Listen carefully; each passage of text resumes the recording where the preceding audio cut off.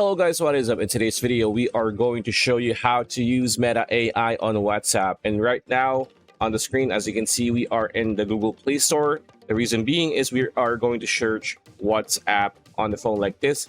And as you can see, we have already installed it. The reason being why we're here on the Play Store is because we want to see if there is an update on your WhatsApp app. So if it says update, of course, tap on update because you need the latest version for this to work. Now, full disclosure, Meta AI has only been released like not even a month ago, and it's only been released on a select few countries, over like a dozen countries. I'm going to flash the country list right now over here. As you can see, only a few countries have Meta AI at the moment. Now, I would assume that it's going to be a slow roll.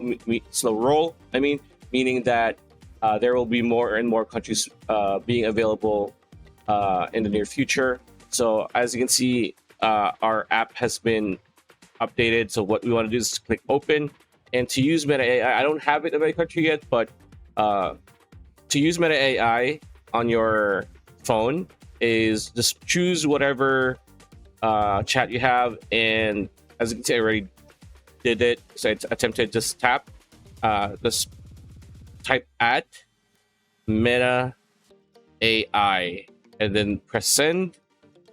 And after you press send, if it's available in your country, it will start the process of like introducing itself and telling you how to set things up and so on and so forth, just like any other AI that's available today on the market. And it's very straightforward from what I've seen from people who have it in their country. Now, you might be wondering, well, how about VPNs? VPNs do not work.